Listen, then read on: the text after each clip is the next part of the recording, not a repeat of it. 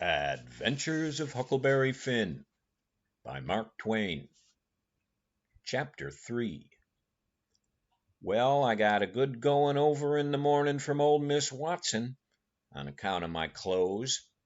But the widow, she didn't scold, but only cleaned off the grease and clay and looked so sorry that I thought I would behave a while if I could. And then Miss Watson, she took me in the closet and prayed, but nothing come of it. She told me to pray every day, and whatever I asked for I would get it. But it weren't so. I tried it. Once I got a fish line, but no hooks. Weren't any good to me without hooks. I tried for the hooks 3 or 4 times, but somehow I couldn't make it work. By and by, one day I asked Miss Watson to try for me, but she said I was a fool. She never told me why, and I couldn't make it out no way. I set down one time, back in the woods, and had a long think about it. I says to myself, if a body can get anything they pray for, why don't Deacon Winn get back the money he lost on pork? Why can't the widow get back her silver snuff box that was stole? Why can't Miss Watson fat up? No, I says to myself, there ain't nothing in it. I went and told the widow about it, and she said the thing a body could get by praying for it was spiritual gifts. This was too many for me, but she told me what she meant. I must help other people, and do everything I could for other people, and look out for them all the time, and never think about myself. This was including Miss Watson, as I took it. I went out in the woods and turned it over and over in my mind, a long time, but I couldn't see no advantage about it, except for the other people. So at last I reckon I wouldn't worry about it any more, but just let it go. Sometimes the widow would take me one side and talk about Providence in a way to make a body's mouth water. But maybe next day Miss Watson would take hold and knock it all down again. I judged I could see that there were 2 providences, and a poor chap would stand considerable show with the widow's providence, but if Miss Watson's got him, there weren't no help for him any more. I thought it all out, and reckoned I would belong to the widow's if he wanted me, though I couldn't make out how he was a-going to be any better off than what he was before, seeing I was so ignorant and so kind of low down and ornery. Pap, he hadn't been seen for more than a year, and that was comfortable for me. I didn't want to see him no more. He used to always whale me when he was sober and could get his hands on me, though I used to take to the woods most of the time when he was around. Well, about this time, he was found in the river drownded, about 12 mile above town, so people said. They judged it was him, anyway. Said this drownded man was just his size and was ragged and had uncommon long hair, which was all like pap. But they couldn't make nothing out of the face, because it had been in the water so long it weren't much like a face at all. They said he was floating on his back in the water. They took him and buried him on the bank, but I weren't comfortable long, because I happened to think of something. I knowed mighty well that a drownded man don't float on his back, but on his face. So I knowed then that this weren't pap, but a woman dressed up in man's clothes. So I was uncomfortable again. I judged the old man would turn up again by and by, though I wished he wouldn't. We played robber now and then about a month, and then I resigned. All the boys did. We hadn't robbed nobody, hadn't killed any people, but only just pretended. We used to hop out of the woods and go charging down on hog drivers and women in carts taking garden stuff to market, but we never hived any of them. Tom Sawyer called the hogs ingots, and he called the turnips and stuff jewelry. and we would go to the cave and powwow over what we'd done and how many people we had killed and marked, but I couldn't see no profit in it. One time Tom sent the boy to run about the town with a blazing stick, which he called a slogan, which was the sign for the gang to get together.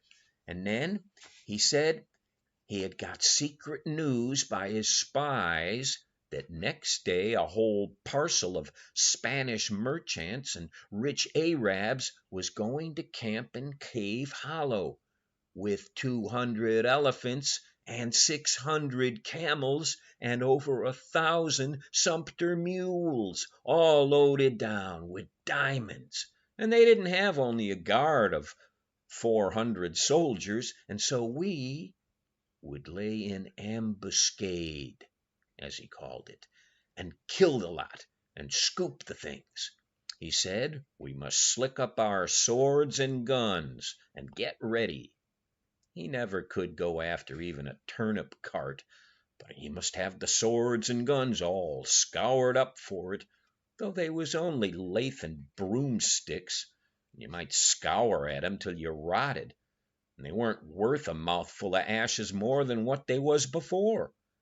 I didn't believe we could lick such a crowd of Spaniards and Arabs, but I wanted to see the camels and elephants, so I was on hand next day, Saturday, in the ambuscade, and when we got the word, we rushed out of the woods and down the hill, but there weren't no Spaniards and Arabs, and there weren't no camels nor no elephants. It weren't anything but a Sunday school picnic, and only a primer class at that. We busted it up, chased the children up the hollow, but we never got anything but some doughnuts and jam, though Ben Rogers got a rag doll, and Joe Harper got a hymn book and a tract, and then the teacher charged in, made us drop everything and cut. I didn't see no diamonds, and I told Tom Sawyer so. He said, "Oh, there were loads of 'em there, anyway." He said there was Arabs there, too, and elephants and things. I said, "Why couldn't we see them then?" He said, if I weren't so ignorant, but had read a book called Don Quixote, I would know without asking. He said it was all done by enchantment. He said there was hundreds of soldiers there, and elephants, and treasure, and so on, but we had enemies, which he called magicians, and they had turned the whole thing into an infant Sunday school, just out of spite. I said, all right, then the thing for us to do was to go for the magicians. Tom Sawyer said I was a numbskull. Why, said he, a magician could call up a lot of genies, and they could hash you up like nothing before you could say Jack Robinson. They are as tall as a tree and as big around as a church. Well, I says, suppose we got some genies to help us. Can't we lick the other crowd then? How are you going to get them? I don't know. How do they get them? Why, they rub an old tin lamp or an iron ring, and then the genies come tearing in, with the thunder and lightning a-ripping around and the smoke a-rolling, and everything they're told to do, they up and do it. They don't think nothing of pulling up a shot tower by the roots and belting a Sunday school superintendent over the head with it, or any other man. Who makes 'em tear around so? Why, whoever rubs the lamp or the ring. They belong to whoever rubs the lamp or the ring, and they got to do whatever he says. If he tells them to build a palace 40 miles long out of diamonds and fill it full of chewing gum or whatever you want, and fetch an emperor's daughter from China for you to marry, they've got to do it. And they've got to do it before sunup next morning, too. And more, they've got to waltz that palace around over the country wherever you want it, you understand? Well, says I I think they're a bunch of flatheads for not keeping the palace themselves, instead of fooling them away like that.